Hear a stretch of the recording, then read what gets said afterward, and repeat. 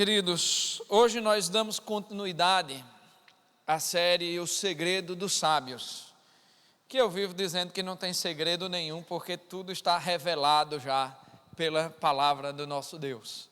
Mas falamos em segredo dos sábios, porque buscamos compreender a partir das Escrituras a sabedoria de personagens, a sabedoria de Deus através dos personagens da vida real que estão narrados na Bíblia. Hoje eu quero falar com vocês sobre encontrar ou exercer a sabedoria no meio das dificuldades, no meio de momentos em que tudo parece errado, mas aí aparecem aquelas falsas oportunidades que a gente pensa, epa, Deus abriu um caminho, mas a gente sabe que não foi Deus que abriu, a gente continua meio que tentado a prosseguir nos caminhos que aparentemente são mais fáceis. Estou tentando falar daquelas decisões que nós temos que tomar. Estamos no meio de uma dificuldade e eu vou decidir se vou mentir ou não mentir. Você não tem que perguntar a Deus se você deve mentir ou não mentir. Você sabe que não deve. Se eu vou enganar ou não vou enganar, você sabe o que deve fazer. A sabedoria que se revela na Bíblia não tem a ver com ouvir a resposta sobrenatural de Deus. Não confundamos. As teofanias, as manifestações sobrenaturais de Deus podem acontecer? Eu não tenho a menor dúvida que sim. Mas isso não é sabedoria. Deus nos dá sabedoria para discernirmos no dia a dia. Deus nos dá sabedoria suficiente para tomarmos boas decisões nos momentos difíceis da nossa vida.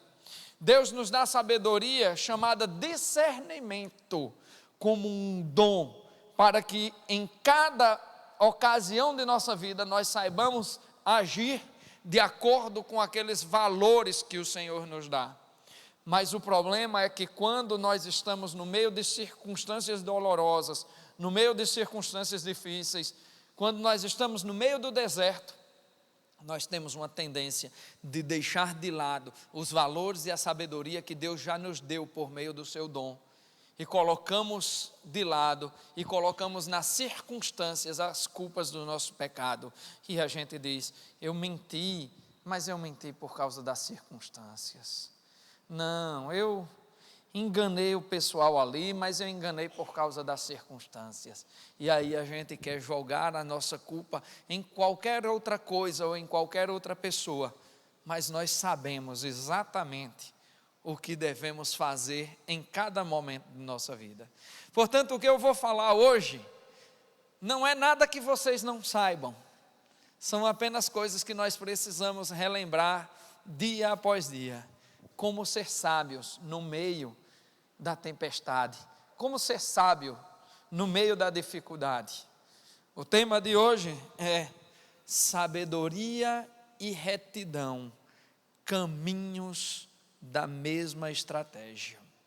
A estratégia de vida para sobreviver é montada com sabedoria e retidão. E para isso eu quero falar sobre a história de 3 personagens muito lindos que a Bíblia nos ensina a entendê-los, a buscar o seu exemplo. Um homem velho, uma viúva depressiva e uma viúva mais jovem e trabalhadora, lutadora. 3 pessoas que você não daria muita coisa. Um homem velho, uma viúva depressiva e outra viúva mais jovem e trabalhadora que colhia restos de espigas para se sustentar. Essas 3 pessoas nos darão hoje 3 diferentes e poderosas lições sobre como agir nos momentos de dificuldade, como nos manter íntegros e agir com retidão nos momentos de dificuldade. A viúva depressiva chama-se Noemi. Estamos falando do livro de Ruth. Noemi era uma mulher que podemos considerar bem-sucedida. Casada, tinha 2 filhos e vivia na terra de Belém de Judá, na terra onde 2000 anos, quase 2000 anos depois, nasceria o Senhor Jesus Cristo. Noemi está vivendo ali e começa uma grande seca e muita fome e muita pobreza na terra de Judá. Então, ela junto com o seu marido e seus 2 filhos decidem partir e vão embora para a terra de Moabe. E lá eles se estabelecem e começam uma vida. Os filhos de Noemi crescem e lá eles se casam com 2 moabitas, uma chamada Orfa e outra chamada Ruth. Passa algum tempo, o marido de Noemi morre e depois os seus 2 filhos também morrem. E Noemi fica sozinha, idosa, numa terra estrangeira, viúva e com 2 viúvas encostadas a ela. Ser viúva sozinha naquela época já era difícil. Ser viúva dentro da cultura de Israel era mais difícil ainda. E ser viúva acompanhada de mais 2 viúvas novinhas, meu Deus, era muita viuvez junta, muita dor. E ali Noemi olha para suas duas noras e diz: eu vou voltar para Judá, vou voltar para junto da minha parentela, porque Deus acabou com a fome naquele lugar e eu vou tentar minha vida de volta lá no lugar de onde eu parti. E as 2 noras dizem: nós vamos contigo. E ela diz: não vão vocês, eu não tenho o que oferecer a vocês, eu sou uma mulher velha, eu não posso mais ter filhos, e mesmo que eu pudesse ter filhos, vocês não iriam mais esperar para meus filhos crescerem e vocês terem seus maridos. Não, vão, procurem a sua felicidade, procurem alguém para ser seu marido, procurem uma casa para se estabelecer. As 2 mulheres choram, Orfa chora, mas dá um beijo em Noemi, se despede com grande dor no coração. Mas Ruth olha para ela e diz: não, Noemi, para onde tu fores, eu irei.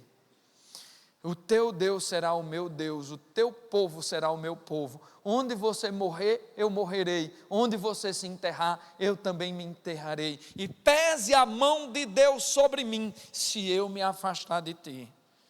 Noemi olhou e disse: essa é chiclete. Essa vai ficar aqui junto, vai ficar nos meus cós. Brincadeira. Noemi se alegrou, é óbvio, e percebeu que não podia dissuadir Ruth de acompanhá-la, e Ruth foi com ela, e voltaram da terra de Moabe para a terra de Judá, a terra de Belém de Judá. E ao chegar em Belém, alguém de longe as viu, e disse: olha, vem lá Noemi. E Noemi já estava tão profundamente triste, que disse: por favor, não me chame mais de Noemi. De agora em diante me chame de Mara, porque o Todo-Poderoso tornou a minha vida amarga. Eu saí de Belém com as mãos cheias e Deus me trouxe de volta de mãos vazias. Não mereço ser chamada Noemi, meu nome é Mara. A palavra Noemi em hebraico significa agradável, significa delícia, significa coisas boas, mas a palavra Mara significa amarga ou amargura. E ela disse: não me chamem mais de agradável, me chamem de amarga, porque o Todo-Poderoso tornou a minha vida amarga. Noemi estava depressiva, estava perdendo a fé, perdeu a esperança, perdeu a confiança. Ela olhou para as circunstâncias e disse: coitada de mim, saí de Judá, saí de Belém de Judá com as mãos cheias, saí daqui com 2 filhos, saí daqui com meu marido, saí daqui com meus bens e voltei sem nada. Perdi meu marido, perdi meus 2 filhos em menos de 10 anos, estou aqui de volta sem absolutamente nada para recomeçar. E Ruth não se abalou e se estabeleceram em Judá, se estabeleceram em Belém de Judá. E ali Ruth levantou-se e disse: Noemi, eu vou catar as sobras de grãos nas eiras, nos terreiros por onde há colheita. E o que é que Noemi fazia? Onde os homens passavam colhendo as espigas, Noemi ia atrás juntando, Ruth ia atrás juntando o que lhe sobrava. Os grãos que caíam, as espigas piores que eram rejeitadas, Ruth ia fazendo isso para que ela e a sua sogra pudessem viver. E um dia ela entrou numa eira de um homem chamado Boaz. E Boaz era parente do marido morto de Noemi. E ela começou a catar aquelas sobras lá nas terras de Boaz. E Boaz chega de viagem, e quando chega de viagem, olha para os seus servos e servas que estavam ali colhendo o milho, e bate o olho em Ruth. Hoje eu estou todo atrapalhado. Bate o olho em Ruth e diz: quem é aquela mulher? A quem pertence aquela mulher? E aí os seus servos dizem: não, aquela é Ruth.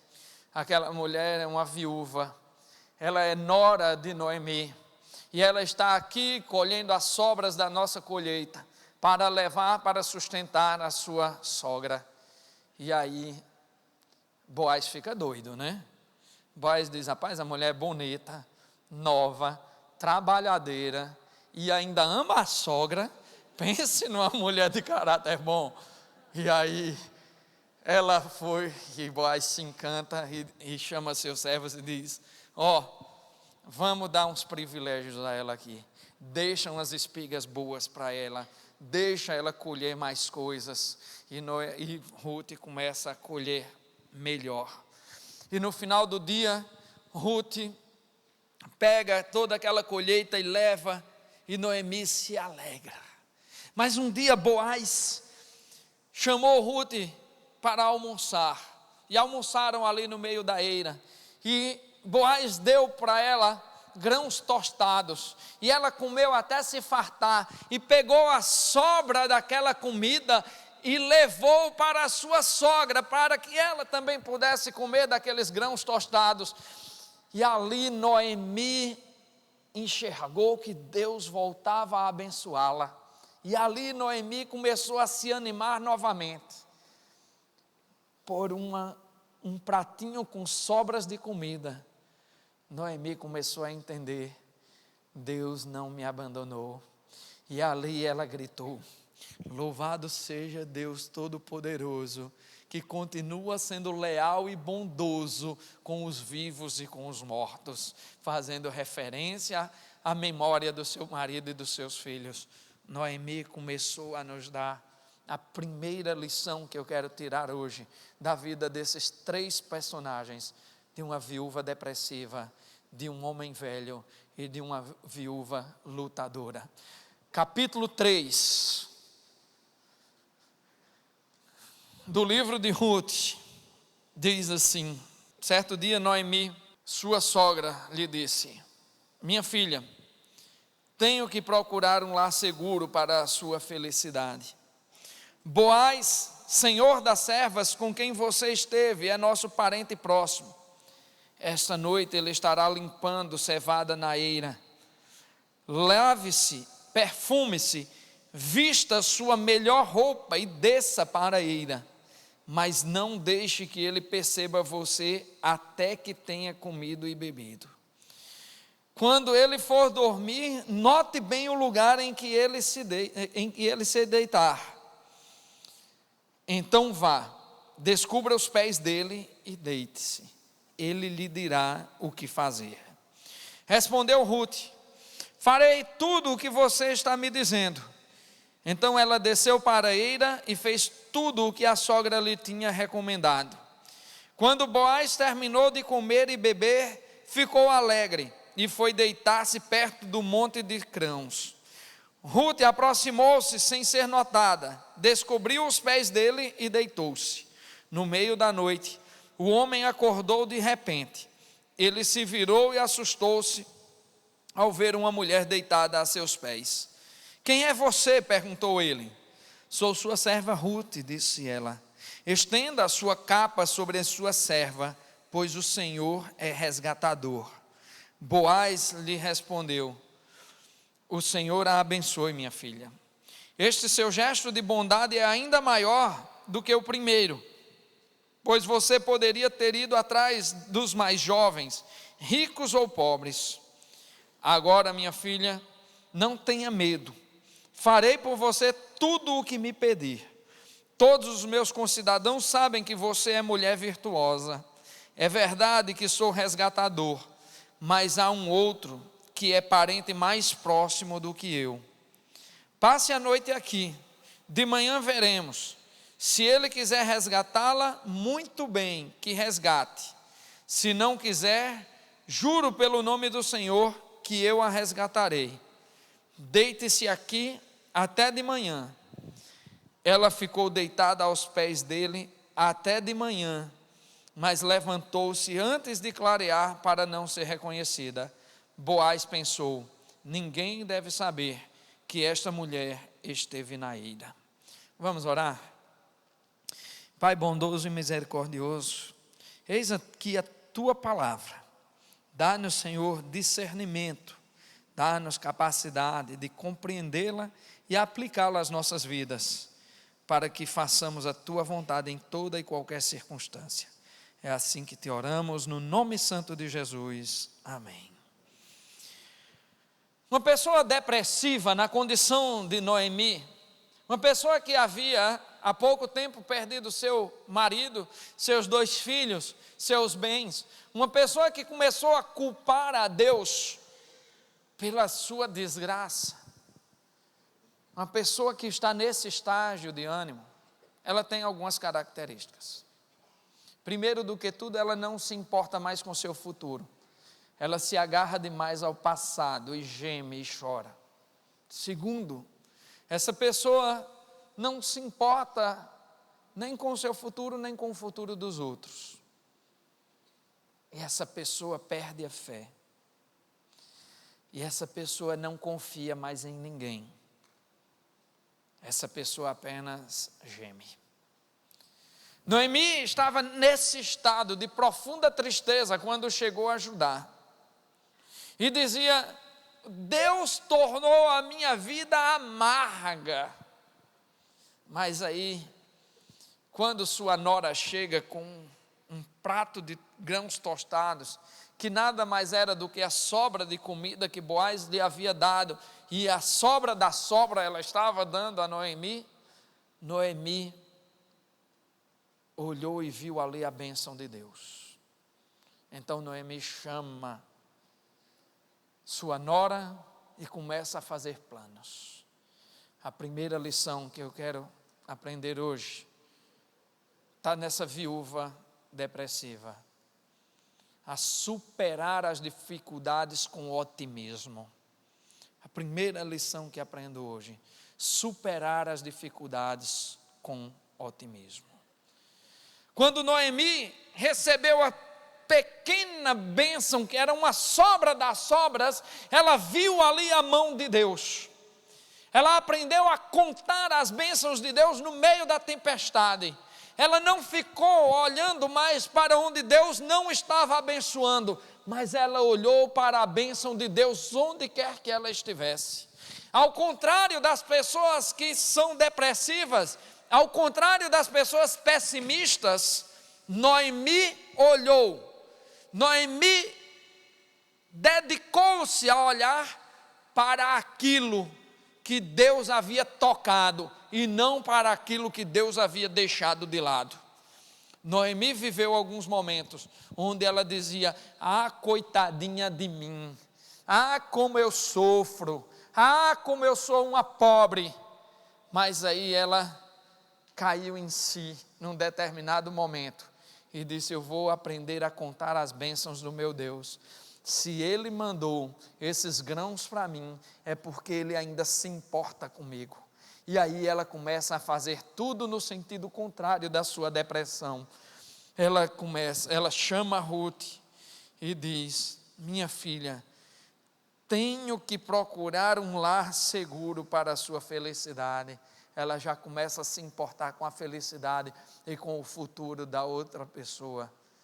E aí ela diz: Boaz, senhor das servas com quem você esteve, é nosso parente próximo. Ela começa a fazer uma leitura do que há ao seu redor.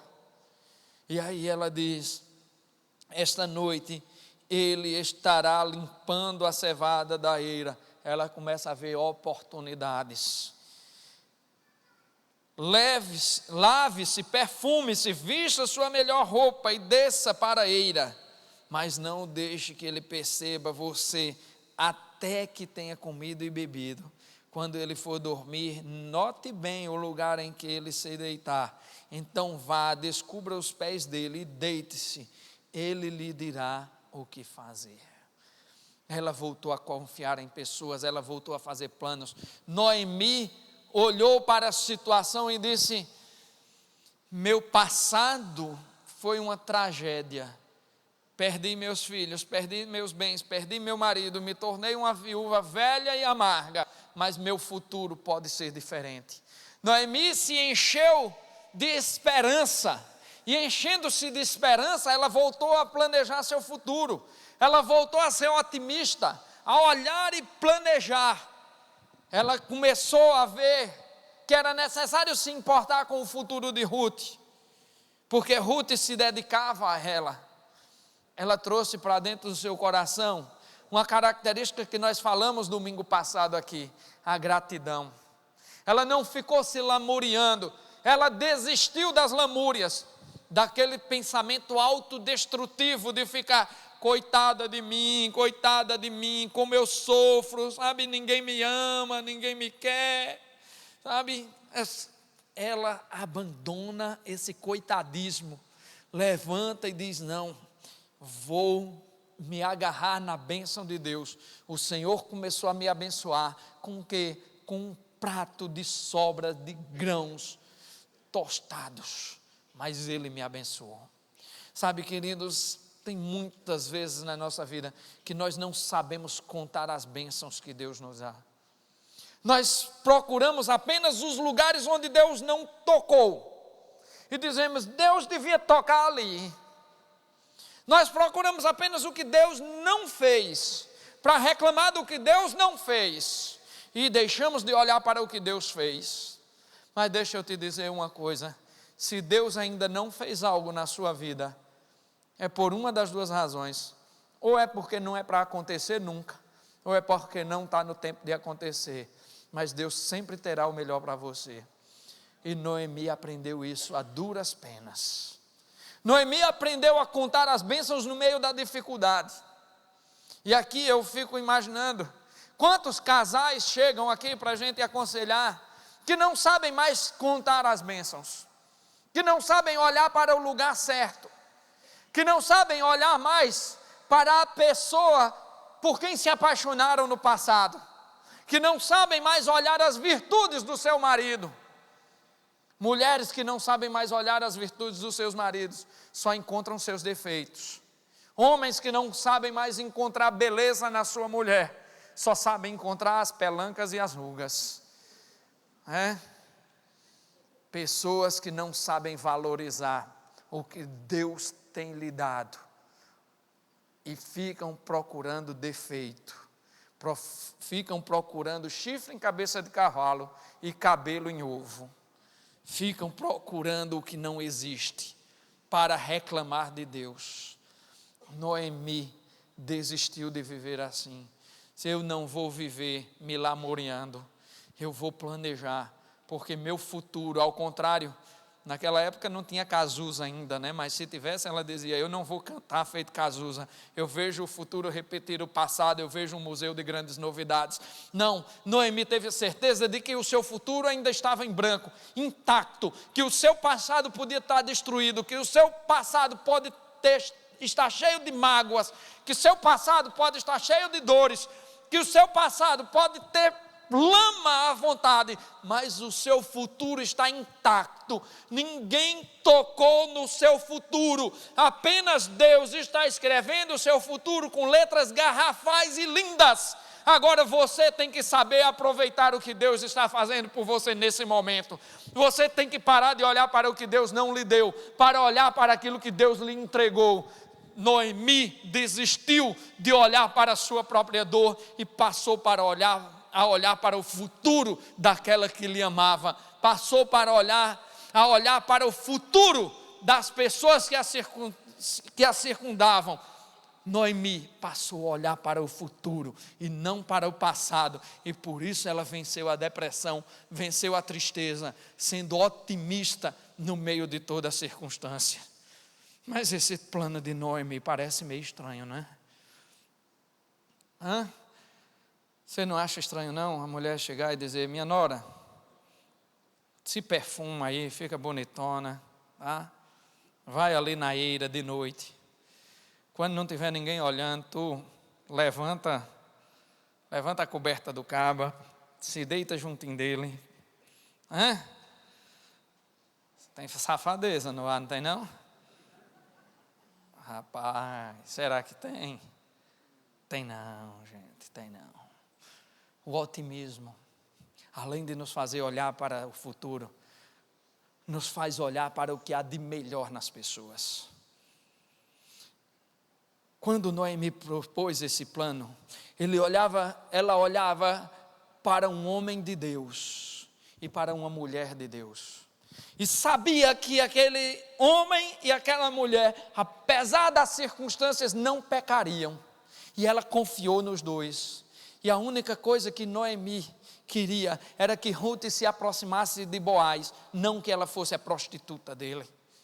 Porque está escrito em Levíticos, e isso Noemi já conhecia, que aquele que oferece sua filha como prostituta acaba com o seu próprio mundo.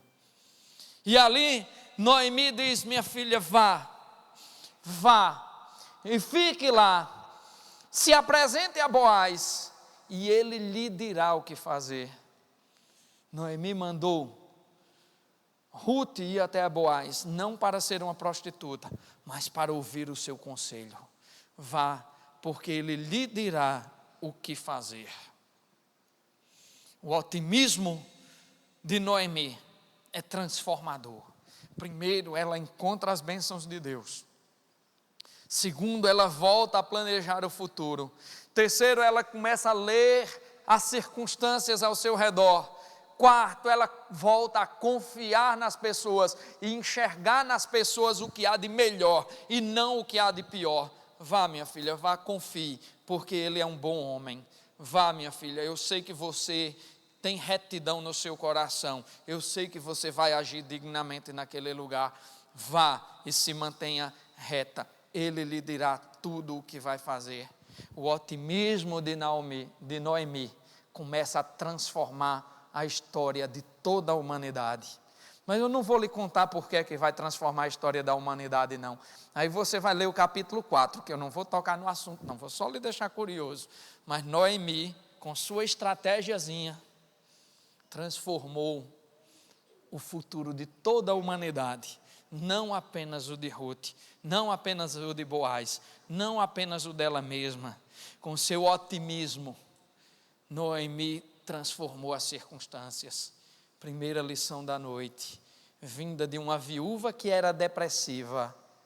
Seja otimista no meio da tribulação. Aprenda a contar as bênçãos que Deus lhe deu. Olhe para o lugar onde Deus toca e não para o lugar que Ele deixou de tocar. Olhe para o que Deus lhe deu e não para o que Ele deixou de lhe dar. Seja otimista mesmo no meio da tribulação, porque Deus não lhe abandonou. Deus não tornou sua vida amarga. Deus não esqueceu da sua oração. Deus não esqueceu dos seus sonhos. Deus não esqueceu da sua dor. Deus não esqueceu que você está no meio do deserto. Deus não esqueceu de nada na sua vida. Deus está esperando a sua hora de agir. Deus está esperando que você olhe para o lugar certo e seja otimista e acredite que Ele continua cuidando de você. A segunda lição que eu quero aprender hoje e compartilhar com vocês vem da outra viúva, da viúva jovem que perde o seu marido, mas da viúva que não cansa de trabalhar da viúva que não deixa de amar, da viúva que se entrega sem nenhum interesse. Versículo 5 diz assim: respondeu Ruth: farei tudo o que você está me dizendo.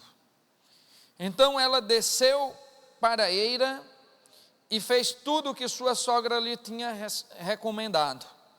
Quando Boaz terminou de comer e beber, ficou alegre e foi deitar-se perto do monte de grãos.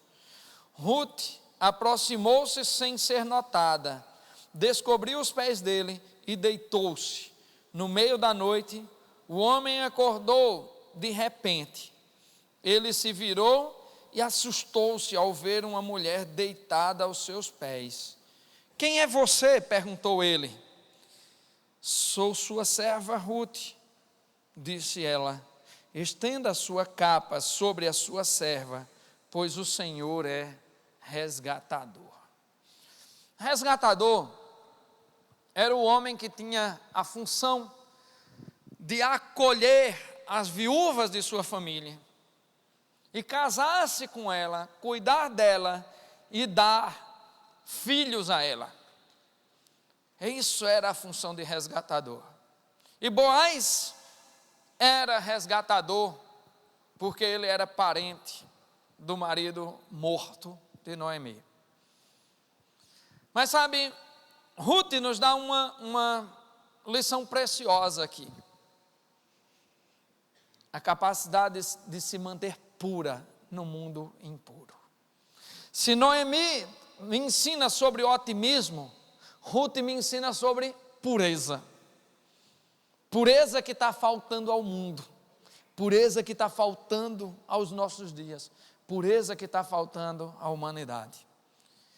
Primeiro do que tudo, Ruth, quando Noemi disse assim: olha, vai até a eira de noite, vai escondidinha, e chega lá, descobre os pés de Boaz e se deita ao lado dele. Ruth, que era uma mulher muito decente, virtuosa, a Bíblia diz isso, não pulou para trás e fez: epa, peraí, está pensando que eu sou o quê, para você mandar eu me deitar com o caba rei? Conversa é essa? Está pensando que eu sou uma qualquer? Não. Ruth diz: eu farei tudo que você está me dizendo. Mas por quê? Porque ela começa a exercitar a pureza. Aquilo que Paulo explica a Timóteo: tudo é puro aos olhos dos puros. A Timóteo não, a Tito. Tudo é puro aos olhos dos puros, mas aos olhos do impuro tudo é desgraça. Quando Ruth recebe aquela recomendação, ela diz: sim, eu irei, porque ela confiou na sua sogra e confiava no Boaz. Ela não viu impureza naquela recomendação, ela não viu maldade naquela recomendação, ela não ficou ali: ih, rapaz, a minha sogra está querendo me jogar na boca do leão.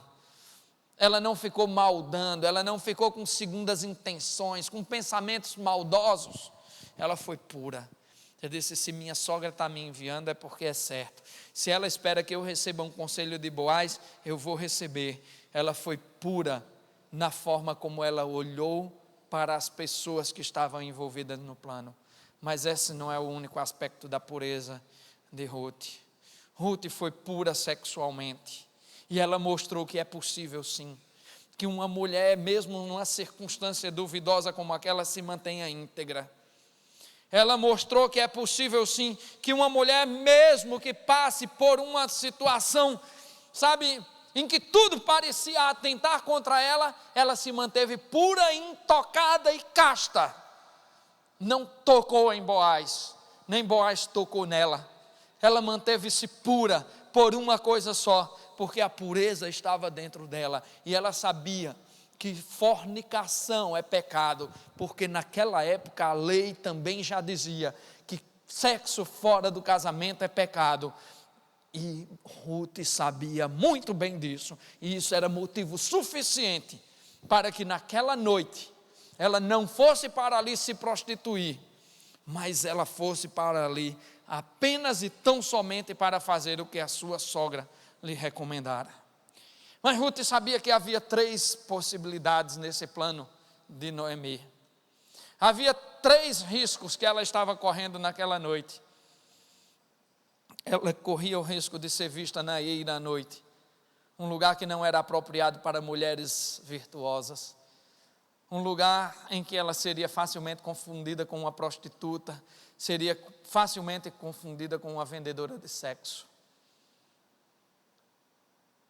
O segundo risco é que Boaz poderia rejeitá-la. E o terceiro risco é que Boaz podia não ser nada daquilo que elas pensavam. Podia ser um caba safado e avançar para cima dela.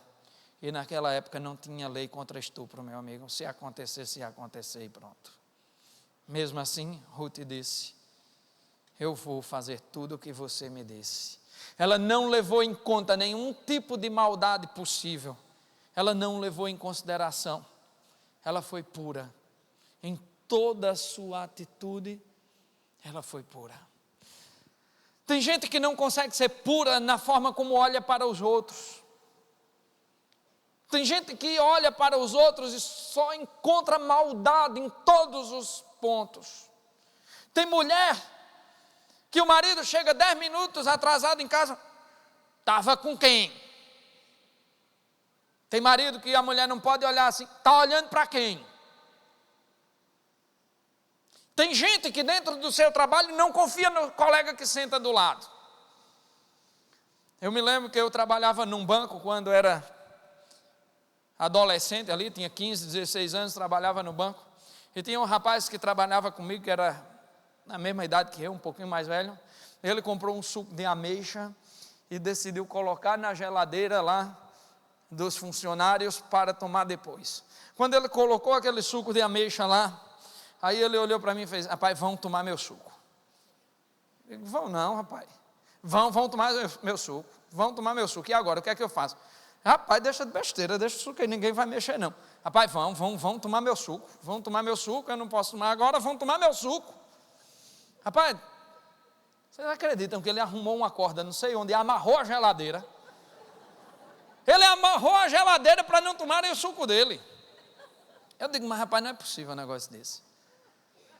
Aí eu sempre estava ali naquela parte que ficava lá de lado da geladeira, porque tinha os arquivos que eu mexia, e no outro dia estava lá, ele tirando as coisas dos outros. Está aí, quem disso cuida, disso usa, né? Rapaz, a impureza está na gente. Eu vou dizer uma coisa a você, meu amigo. Todo caba ciumento demais, para mim, não merece confiança. Toda mulher ciumenta demais, para mim, não merece confiança. Eu tenho um amigo que diz que toda torneira arrochada demais vaza por trás. E eu acho que é isso mesmo. Sabe? Eu desconfio desse negócio demais. Caba vem com essa história de: está olhando para quem? Meu irmão, peraí, tu não é capaz de olhar para uma mulher e não desejá-la, não?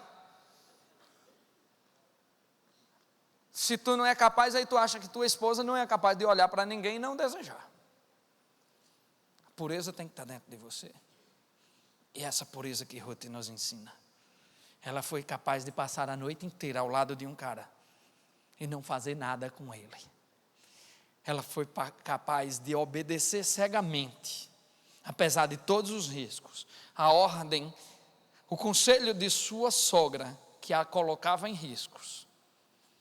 Mas ela foi capaz de fazer tudo isso, sem trazer maldade nem segundas intenções.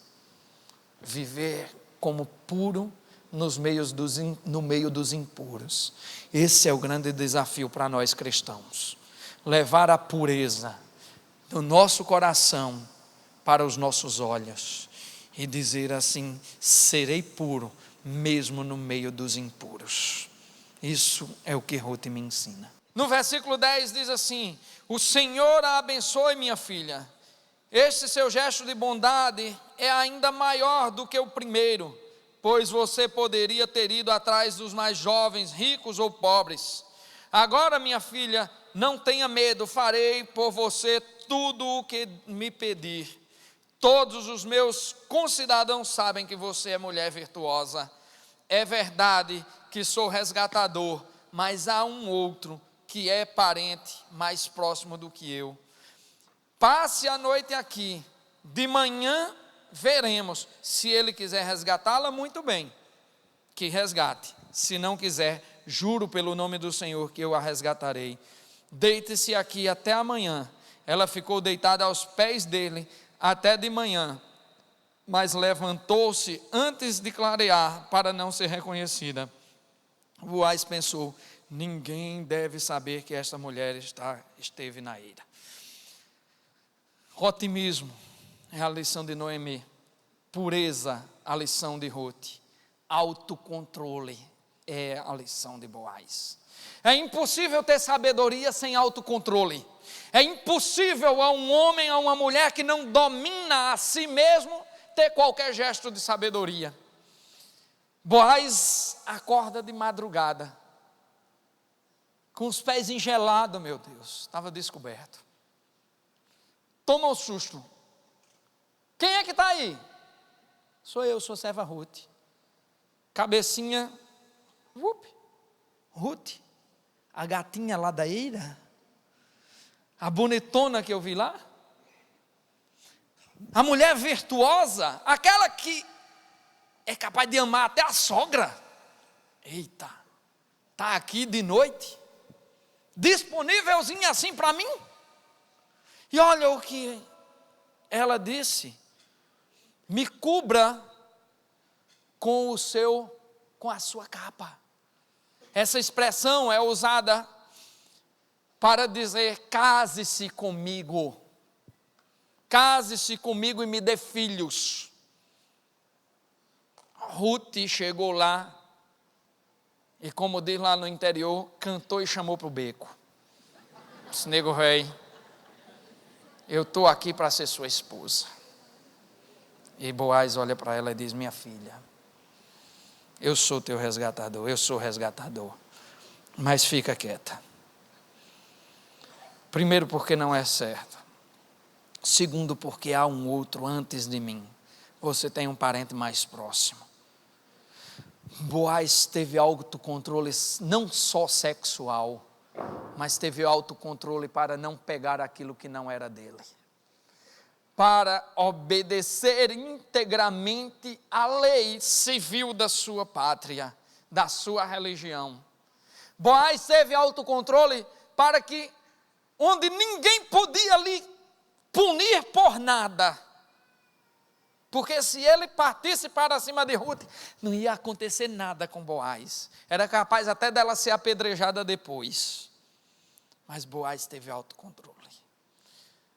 Disse: eu vou permitir que essa mulher durma aqui ao meu lado, mas eu não vou fazer nada.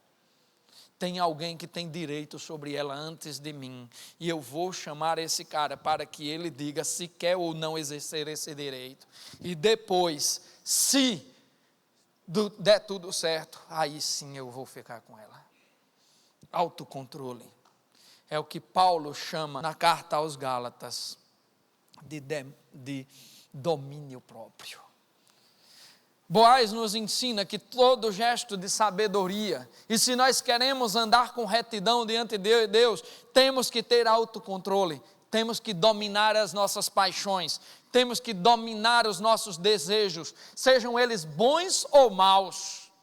Tem hora que nós temos vontade de matar pessoas ao nosso redor, tem hora que nós temos vontade de dar surras em pessoas ao nosso redor, e que Deus nos dê força para não fazê-lo.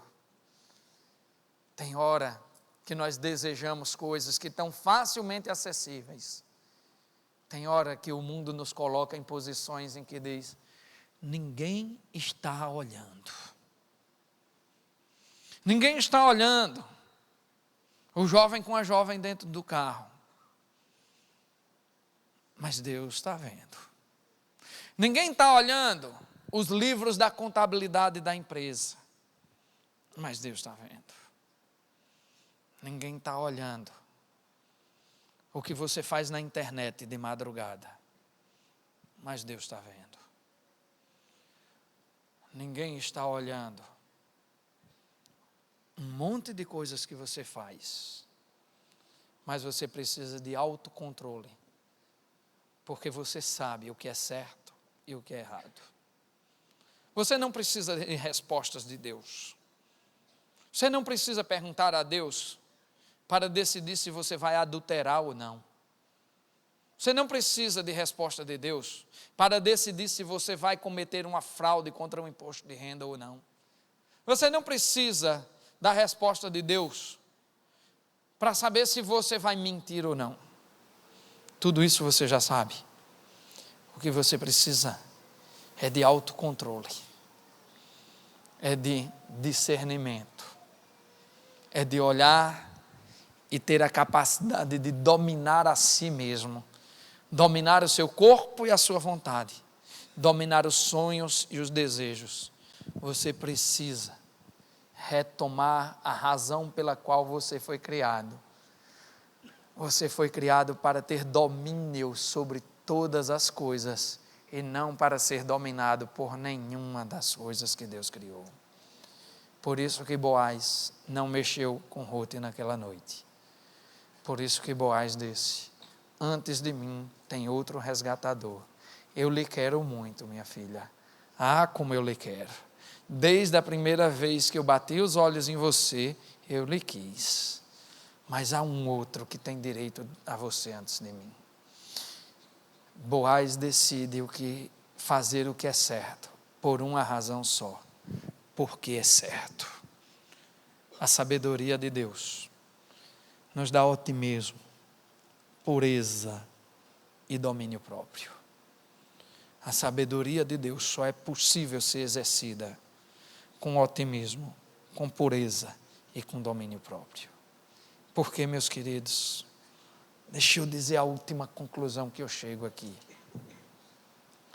É que o que mais importa na vida não é a providência de Deus, mas o caráter de Deus. Em outras palavras, o que mais importa não é o que Deus pode lhe dar, é a forma como Deus lhe ensina a agir. Esse é o caminho para os céus. Deus não enviou seu filho para morrer por você, para você ter coisas. Deus enviou Jesus na cruz para que você tenha vida eterna. Deus não derrama a sua graça para que você possua bens. Deus derrama a sua graça para que você caminhe em direção aos céus. Deus não faz coisas apenas para que você pule de alegria neste mundo. Deus faz tudo para que você creia e por meio da fé alcance a salvação. O projeto de Deus para a tua vida é a salvação e a vida eterna. Essas três coisas dominaram o pensamento de Noemi, de Rute e de Boaz. Eles foram retos e íntegros em cada uma de suas decisões. Cada um deles nos ensinou uma coisa preciosa hoje. Nós não devemos nos entregar à dor das circunstâncias. Devemos ser otimistas em todos os momentos, porque sabemos que sou pobre e necessitado, mas Deus cuida de mim. Nós não devemos ser impuros, porque os olhos dos impuros atraem desgraças, mas tudo é puro aos olhos dos puros. E nós devemos ter domínio próprio, porque isso é fruto do Espírito. Devemos controlar as nossas emoções, os nossos desejos. Devemos controlar a nossa força, o nosso poder. Devemos controlar a nós mesmos, porque é assim que segue-se o caminho de Deus. Vê se há em mim algum caminho mau e me mostra o caminho da eternidade. É o pedido de Davi, que seja o nosso pedido hoje. Otimismo, pureza e autocontrole. Sejam esses os guias da nossa sabedoria, sejam esses os guias da nossa vida.